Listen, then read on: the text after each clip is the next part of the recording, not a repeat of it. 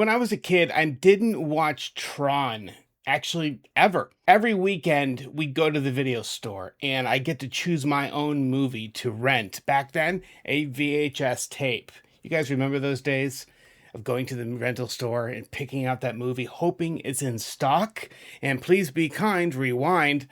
But yeah, every weekend I would pick Goonies. And when I wasn't watching Star Wars and maybe Indiana Jones, I was watching Goonies. I couldn't get enough of that movie. In 1982, Tron came out. Wasn't on my radar. I'm not sure why. Fast forward to 2010. I'm a dad. Got a couple of kids. They're really young. And in those years, I became a huge Tron fan. And that movie was Tron Legacy. Fast forward one more time to 2025. Tron Ares just came out. And no, I didn't go see it in a theater. I had a feeling I shouldn't, and I'm glad I didn't. I waited for it to become available for, quote, free on Disney. And boy, am I disappointed. Talk about breaking a legacy. So that's what we're talking about. We're talking about Tron. The three movies, most particular Tron Legacy, my favorite, but how disappointed I am in Tron Ares. I'm Eric, this is Loudboy Experience, and let's go.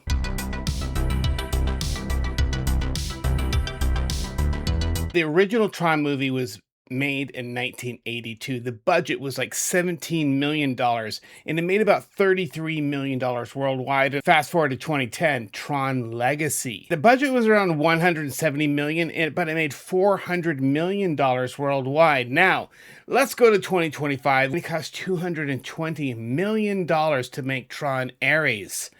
And guess how much it's made? Guess. $73 million US. That's $220 million to make the movie, and it's made $73 million US and about $142 worldwide. It's a flop. Tron Ares is a flop. And let's discuss why. It doesn't have a heart. It doesn't have a connection with us as humans. Imagine that. Tron Ares comes off lifeless. Does it have the Tron elements? Yes. Does it have action scenes? Yes, which kind of fall flat. But its main star, who happens to be an AI, he acts like an AI the entire time. We cannot connect with him. It is impossible. Even the scenes where Jared Leto tries to show emotion, there's like a wisp of it. Barely a wisp. Like a gentle breeze blowing a candle, like where it just barely flickers. That's what you get of the human spirit. You don't get it in Tron Legacy. In that movie, I get it. Is it a perfect movie? Far from it. Is it a fun movie? Yes. Did I love watching it with my kids over and over and over again? Back from 2010 and the years following? 100%. The original Tron movie starred Jeff Bridges and Bruce Boxleitner. In Tron Legacy, Jeff Bridges, Bruce Boxleitner has an appearance in it, but also Garrett Hedlund is his name, and Olivia Wilde. This is why Legacy works and Ares doesn't. It is a classic fish out of water tale, okay? Think Alice in Wonderland. Think Harry Potter. To tell a great story, sometimes you take your protagonist from one world. Imagine it's in the normal world. Harry Potter living under the stairs, right? Or Alice in Wonderland living wherever she lived, but she fell down that rabbit hole into the in a magical world, right? Wonderland. Harry Potter gets introduced to magic, and through his eyes, as people describe it, the world that they're in, we learn that. That is called fish out of the water. Okay? Fish out of water tale, where your protagonist is us. We are entering this magical world. Luke Skywalker. Okay, grows up on a moisture farm on Tatooine. He's whisked off to his grand adventures when a wizard comes along and a swashbuckler and his big hairy companion, right? They fly the Millennium Falcon. Eventually, he blows up the Death Star. He gets rid of the big evil for now. That's a fish out of water. As Luke observes this greater, bigger, grander universe, as he goes on these adventures, we go with him. As Harry Potter learns about magic, and he learns different spells, and he learns that there are magical creatures, we go along with him because he is learning, we are learning. The tale has been done 1,000 times. The fish out of water tale works. Let's take Tron Legacy, where the son of Jeff Bridges, he gets zapped onto the grid of Tron. He is there, and he is now the fish out of water. And what he doesn't know is that his dad's been there the whole time. And he meets the big bad Clue, who's just a replicant or a copy of his dad at one point in time. But as Sam observes this world, so are we. And we're getting reintroduced, an entire new generation. My kids are going, what is this? They never saw the original Tron, and they were at the perfect age to take in this beautiful world. And is it a beautiful world? Tron Legacy, just like its predecessor, changed everything, meaning this. Let me rephrase that. The original Tron changed everything. It was an immersive world. Its ability in 1982, guys, 1982, this is over a decade before Jurassic Park. And Jurassic Park is like that landmark moment where we had the full photorealistic integration of 3D animated objects in the natural world where humans are interacting with them. Jurassic Park is that benchmark moment. This is done over 10 years before that. So it's such a big deal. Tron was immersive. It was just, we were zapped into this, technology of the day, but still a computerized, amazing world. Now, Legacy took that another step further. Around 2010, and there was that whole gap of, 5 to 10 years. 3D. Do you guys remember 3D? Hollywood pushed 3D. And I think it was really because at the advent of DVDs and then Blu-rays, we were beginning to watch HD, eventually 4K at home. I think Hollywood was truly worried, how do we keep butts in seats? How do we keep people coming to our movies at the theater? Well, I think their answer at the time was 3D. And of course, the biggest landmark of them all is Avatar, making over $2 billion worldwide. James Cameron did it right. He shot it with true 3D stereoscopic cameras, and where they captured that and then they blended that as they're doing post-production and stuff. That was amazing. However, most 3D in Hollywood was done in post-production, where you shoot it in 2D, okay, through regular digital or film cameras, and they would add the stereoscopic images in post-production, meaning they would make that three-dimensional in post-production. They would add the depth of field, right? Where my hand is now over a somewhat blurred background and it looks like it's in 3 dimensions. All right, 3D was such a big deal. Tron was on that wave of 3D, which only maybe helped this one film. I was never a big fan of 3D. I hated putting on the irony, right? Of putting on 3D glasses and watching a movie with stupid glasses on. I never cared for it. I still don't care for it. If I had a choice between a 3D movie and a 2D movie, 100%, I will always choose 2D. That's just how I want to watch movies. I don't like watching movies with glasses on. Just don't. I know, the irony. I got it. And it is just dark. There are so many layers. It's almost monotone half the film, but it works for me because, man, did they spend a lot. They spent millions on the suits alone. Guys, go to Disney Plus or go get the movie right now, Tron Legacy, and watch it. And you'll see these suits, right, with glowing lines. That is not visual effects, okay? Those are not created after those are actual suits that they lit and had battery packs in them, and they cost like millions to do. It's truly impressive, but it came off as so real though, right? It's not like completely stupid CGI Green Lantern suit, all right, that Ryan Reynolds had in the stupid Green Lantern movie. It's not that level of crap. These were true tactile real suits that were lit underneath with battery packs, and it works.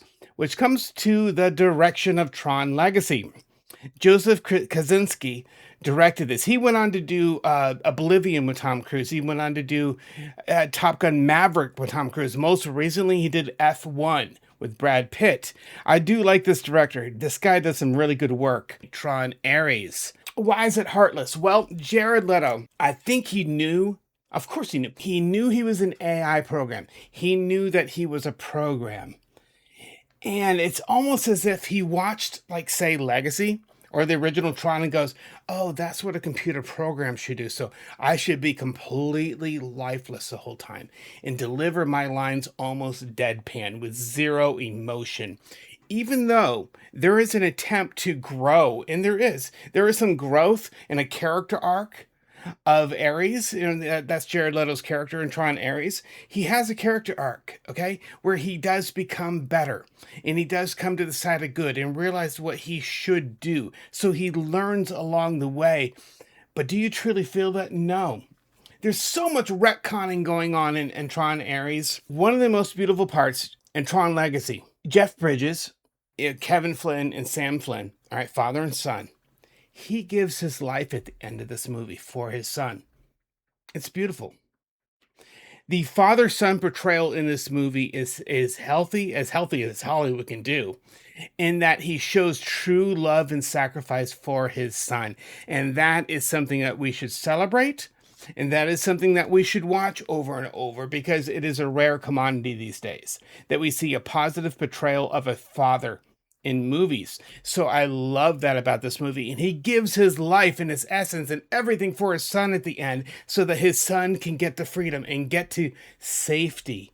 He does that for his son in Tron Legacy. But then it is somewhat retconned in this next movie because his son escapes with this isomorphic algorithm played by Olivia Wilde, right? She's this miracle of nature. She's going to change the world. We don't hear a whisper of that in Tron Ares, and I hate that. There was so much promise there. Tron Ares could have been 10 times the movie, A, if it wasn't called Tron Ares, who is the god of war, but B, if they had brought back the two actors. They brought back Garrett Hedlund and Olivia Wilde. Bring back both Sam and, of course, Cora. Jeff Bridges' character, he creates a world and the grid, okay? And he's trying to create the perfect system. But along the way, programs spontaneously kind of come out of existence, right? And he thinks this is going to change everything and redefine philosophy and science and even religion. So he's really hip on this. And so if she's so important and you just, basically they use one line in Tron Ares to dismiss, like they basically say that Sam Flynn, okay, that's his son, who did escape because of the sacrifice of his father. They said he's left the company for personal reasons. I had a big problem with that. Left the company for personal reasons with one pathetic line of dialogue, or actually exposition. With one pathetic line of exposition, they write off how amazing the ending was of Tron Legacy. Because he's gone off to personal reasons, Sam Flynn, okay, with Cora, they brought in two Asian sisters to run the company. Where the heck they came from, who knows? The guy who plays the president of Dillinger, he played Quicksilver in the Marvel movies, in the X-Men movies. I kind of dig this guy, right? He's Quicksilver. He wore a Rush shirt at one point. That was cool. But man, Tron Ares is a huge disappointment. This watered down robotic, you force everyone into shackles, and nobody gives a crap. Okay, nobody cares.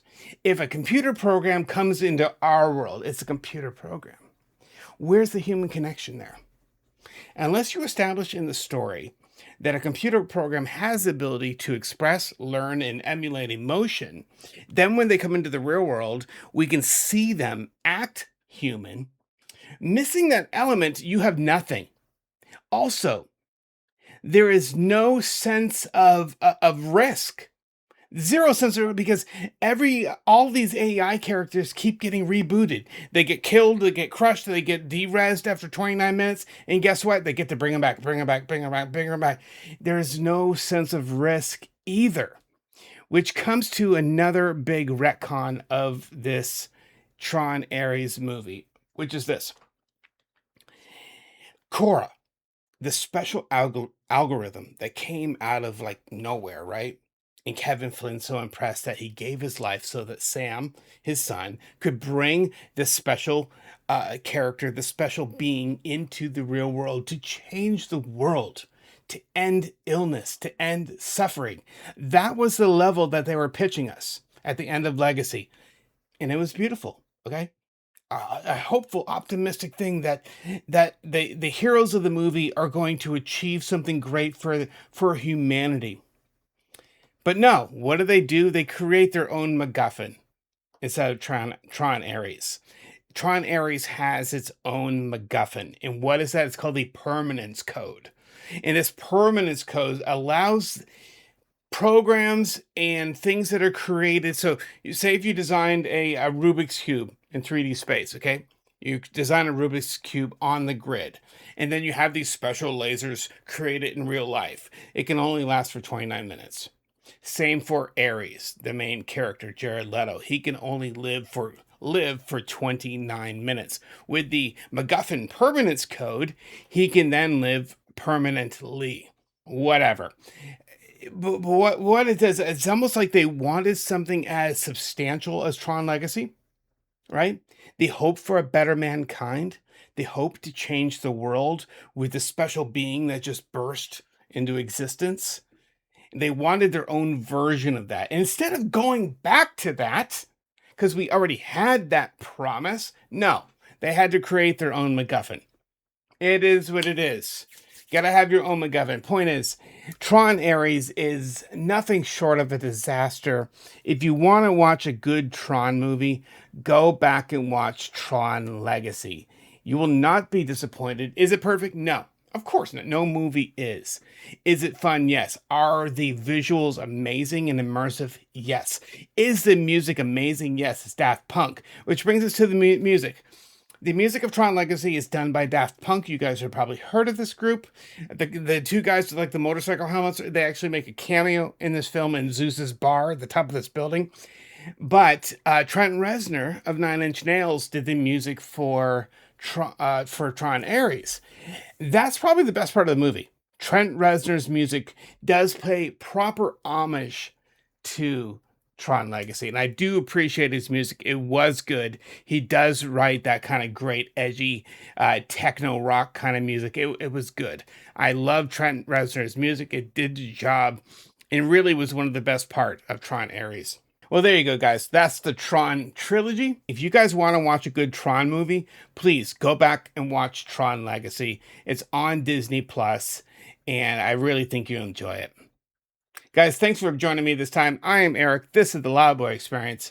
You guys have a good night.